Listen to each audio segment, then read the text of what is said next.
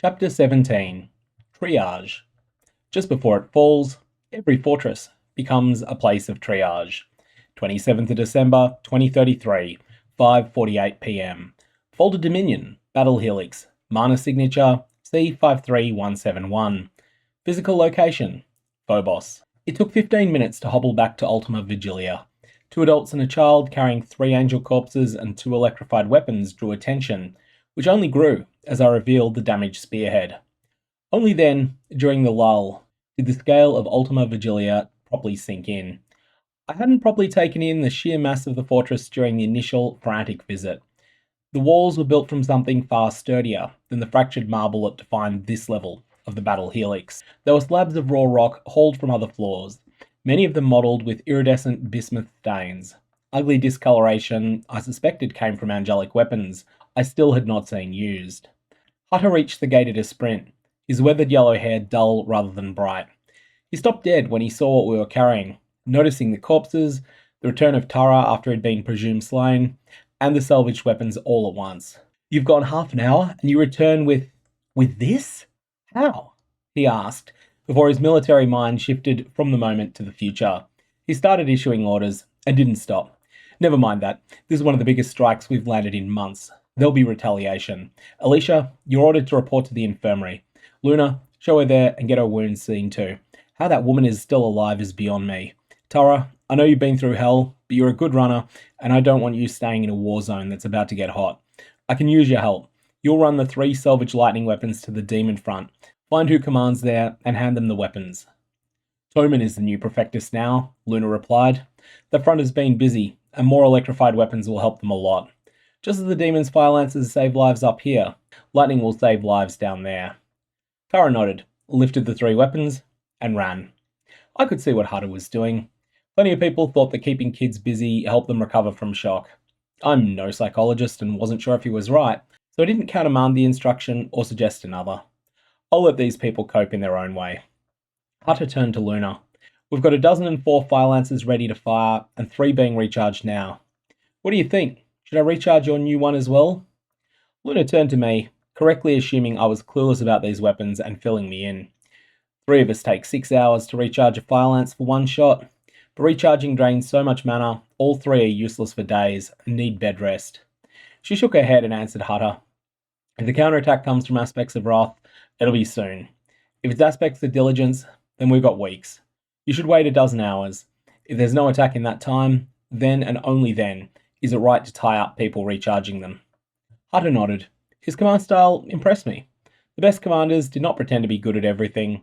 They surrounded themselves with people who knew what they were doing, then asked the right ones for advice when needed, and they listened to it. The worst commanders were good at almost everything, but had blind spots large enough to land a spaceship on. Thinking back to Natalia's betrayal, I could only admit that included me. Luna turned towards me. "Well, you heard the orders. Follow me to the infirmary. You're sentenced to bed rest." She smiled as we jogged. I followed Luna through corridors carved from the same mishmash of raw stone as the outer walls. The corridors were busy, and in a world of chainmail and gambeson, my EVA suit stood out. Functionally, it was just a high-tech take on leather armor, but people stared. Soldiers gave us a wide berth, some gazing upon us in awe, others in fear. Word of our exploits must have spread fast. A stranger in bizarre armor, walking out of a trap that should have killed her, then defeating a force that could have killed 50 soldiers. I couldn't have won the battle alone, but that did not stop rumors exaggerating. As we walked, my left arm still hung limp from my side. The pain was bad, but not overpowering. "Your infirmary," I managed, the words catching in my dry throat. What can they do for an arm that's broken in as many places as it has bones, and blasted by lightning on top of that? Luna glanced back, her pink hair a stark slash of colour in the gloom. "More than that little prayer of yours.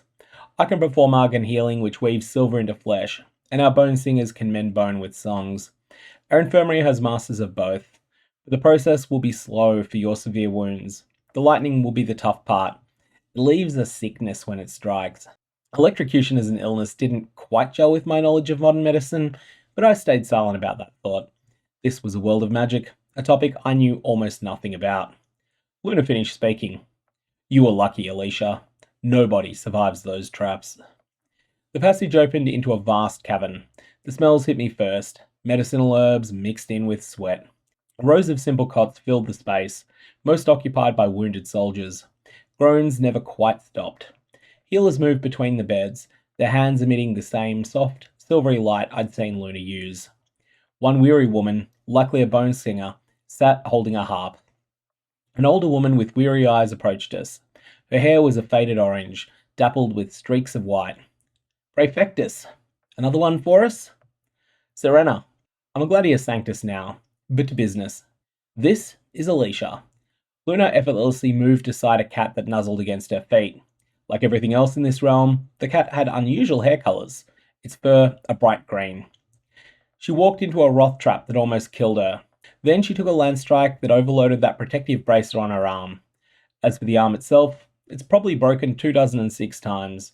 Not the sort of wound that heals without help. Sirena didn't need to hear any more. Her gaze fell to my ruined limb. She reached out, her fingers pressing gently against the EVA suit's tough fabric. I flinched, a sharp intake of breath escaping my lips. I can feel the break. No, the brakes. Serena's gaze was clinical. This leather armor she's wearing needs to come off. We can try to cut into the branch marks. The lightning sickness will be deep. Lightning overwhelms the spirit. Another soldier helped me. Peeling the heavy outer layers of the suit away was an agony. Thermals underneath were fused to my skin, and the defensive bracer was a blackened, warped ruin melded to the fabric. I really hoped that could be salvaged. When my arm was finally exposed, a collective gasp went through the nearby healers. It was a mess of swollen, purple flesh. Sirena picked up the discarded sleeve with the bracer attached. You're tough to have survived that. This trinket of yours drank the lightning that should have stopped your heart. I don't sense any mana in it. Recharges might be able to help with it, but not for the period we're on alert. Save it for now. If we're ever safe again, we'll see what we can do.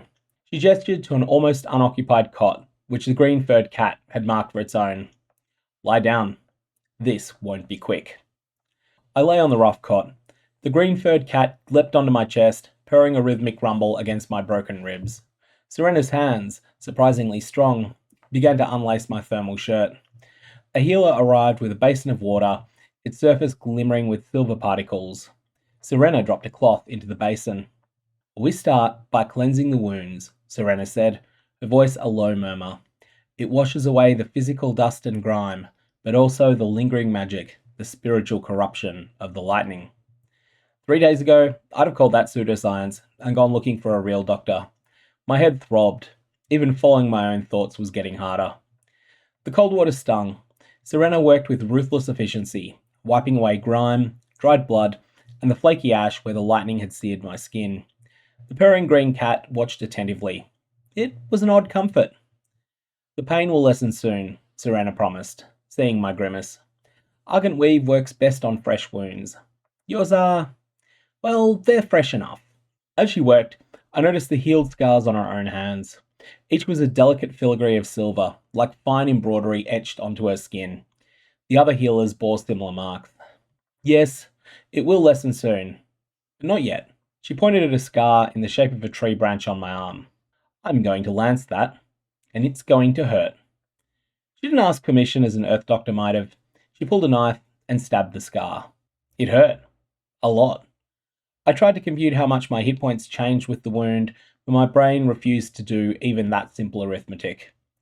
A silvery bandage spun into existence, covering the newly lanced wound.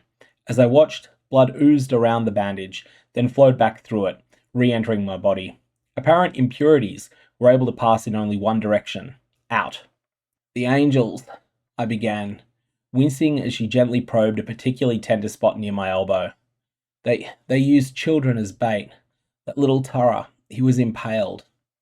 Serena's tired eyes flashed with a hard rage. They do worse than that. Tara was lucky. Most of those they take are never seen again, but sometimes we find the corpses. She shuddered.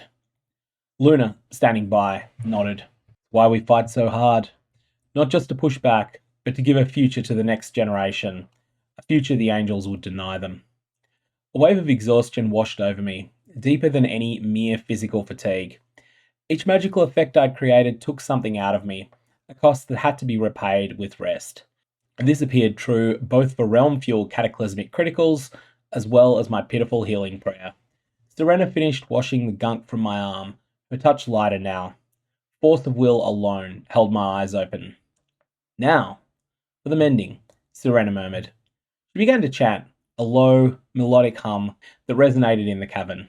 The woman I'd seen earlier holding a harp rose to join in. A translucent sheen in the air coiled into thin tendrils that wrapped around my arm, weaving into the flesh, and carefully moving shattered bone fragments together on shimmering strands. The pain receded slowly, replaced by a deep, numbing ache, then a strange, vibrant warmth.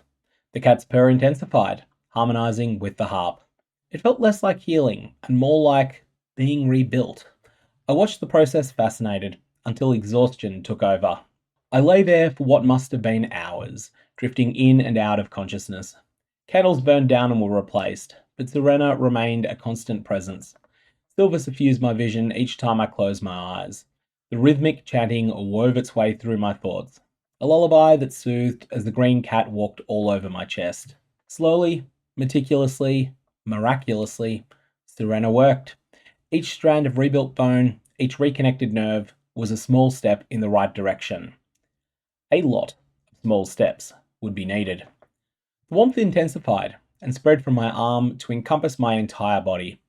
I'd be a mess for a while, but I was definitely healing. I drifted back to reality, slightly disoriented and struggling to focus on any one thought, but closer to fighting shape than I had been since arriving back at the fortress. The pains had subsided to a dull ache, and I finally reached for the system with my mind. An overlay shimmered into existence, the familiar character sheet appearing before my eyes. Character sheet. Elishia Ward.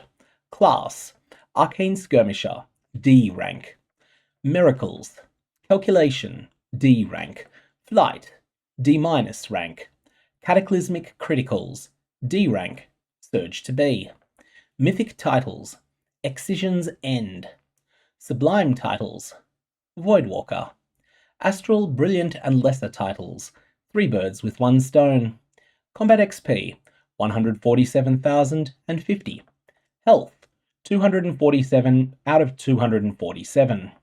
Resolve. 272 out of 247. Surge beyond limit. Effectiveness lowered by malady. Mana. 247 out of 247. Maladies. Knifed in the back twice. For purposes of resisting fear and despair magic, if your resolve is 48 or higher, it is treated as 47. Static shock. 685 out of 1000. You have been grievously wounded by lightning. Lightning does strike the same place twice. Healing received is halved until 1000 healing is wasted. Lightning damage suffered increases by 10% until this malady discharges. Minor concussion. Concentration unreliable while safe. Concentrating during stress drains resolve rapidly. Traumas. The one you couldn't save. Resolve suppressed by 5 for 7 days. Joys. Small step, giant leap. Resolve surge by 30. Bind points. 4. Bind point 1. Volcano. Signature F312267. Bound to Miracle of Cataclysmic Criticals. Current mana reserve 17,686 of 24,000. Bind point 2. Twisted Expanse. Signature F77121314. Bound to Miracle of Flight. Current mana reserve 24,000 of 24,000. Bind point 3. Brimfall Village. Signature D27712.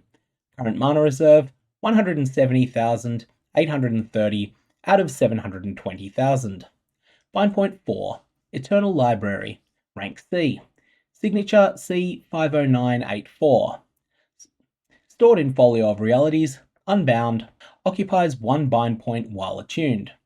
Combat skills. Small crossbows, D+. Alistay and large crossbows, D+. Unarmed combat, D-. Improvised weapons, D-. Small blades, D+. Large blades, F. Siege weapons, F. Light armor use, D-. Heavy armor use, F. Non-combat skills, mathematics, B+. Orbital mechanics, S. Small team leadership, D. Large team leadership, F. Mass coordination, F. Engineering, C. Focus, B. Temporarily reduced to F. Athletics, C. My eyes widened. Concussion explained my recent mental tangents. I didn't remember hitting my head, but who knows what supernatural lightning can do. My maximum resources had jumped up from 221, confirming that 1000 combat XP increased each maximum by 1. I'd suspected as much. I didn't know if this increased without limit, but if there was a limit, I had not hit it yet. Higher numbers could only be a good thing here. I looked into the skills. I was certain already that athletics had jumped up from D to C at some point. Everything else appeared unchanged. My small crossbow skill, still D+ rank, confused me until I remembered the system didn't seem to understand technology. It consistently called handguns crossbows, and the one it had given me didn't rely upon ammunition. I idly wondered what the system would term real military equipment like artillery. Then I wished I hadn't opened that mental can of worms. Modern military conflict, drones, warships and missiles are already terrifying enough without magic. My mind reeled at the thoughts of a miracle of orbital bombardment. Indistinct hallucinations caused by lingering wounds distracted me, and I didn't get to think much longer before the present intruded. Shouts echoed down the cavern, growing closer and louder. The air filled with frantic murmurs of healers, and an even more frantic scurry of footsteps. As I tried to work out what was happening, another thought cut through my mind. The system still hadn't explained what surged meant. The word suggested a temporary boost, but that made me nervous. My power surge could end at the worst possible moment. How long would the boost last? What triggered it in the first place? And could I trigger a surge again? So many questions, so little time to think, so little mental clarity. The infirmary entrance bustled with the activity I'd heard before. 2 soldiers, their faces grim, half carried and half dragged a third man, his arm bent at an unnatural angle. A stark crimson soiled his gambeson armour, and the source of the bleeding was clear enough. He'd taken a spear wound to the stomach. Sirena's gaze sharpened. The green cat, sensing her new determination, leapt from my chest and disappeared among the cots. I never did learn its name. "Over here," Sirena barked, her voice cutting through the rising clamour and the fog in my mind. Her movements became swift and efficient, shifting gears from the role of healer to that of battlefield triage officer. More wounded soldiers followed, some limping, others supported by comrades. The scent of chlorine and char, the signature of lightning burns, overwhelmed the smells of body odour and the herbs that I'd come to associate with the infirmary. A young woman, pale and shaking, stumbled in, clutching a mangled leg. An older woman had a gaping wound on her shoulder, already turning an angry purple. Sirena took swift charge. She didn't waste a second on comforting words, her hands flying from one casualty to another, assessing, commanding. "This one first. Argent weave, quickly, before the corruption sets in," she ordered, gesturing to the soldier with a bent arm. "The lightning wounds will need treatment now. The rest can wait. Move him to cot 5. He's strong. He'll live. Next, the girl with the lightning scarred shoulder. Lance it quickly, and if she objects, lance it twice." The weariness vanished from her face. The whole infirmary snapped into harsh emotion around her. I saw none of it.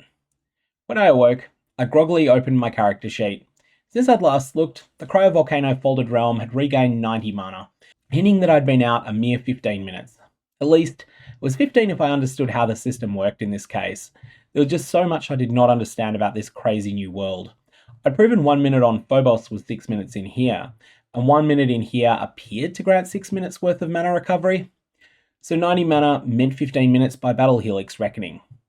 For probably the 20th time today, I wished I had asked Shimon more questions. I looked around at a sea of full beds and patients on the floor. That was a lot of new casualties for 15 minutes. It must be really bad on the front, and maybe my presence there could save lives. Confirmation of just how bad it was came with the next casualty. 3 runners, each a girl of no more than 14, carried in a young fighting girl about 3 years older than themselves. Her chainmail and her ribcage were torn completely open, with parts of her intestines exposed. These were killing wounds, but the sort that left a few agonizing minutes to say goodbye. Or at least, that would be the case on Earth. Sirena hurried over and sighed. "Oh, Florina, what have you done to yourself this time?"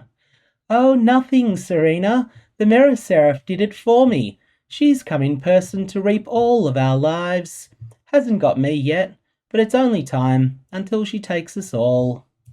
"Hush, girl. I'll heal your body. There's nothing I can do for the darkness in your mind.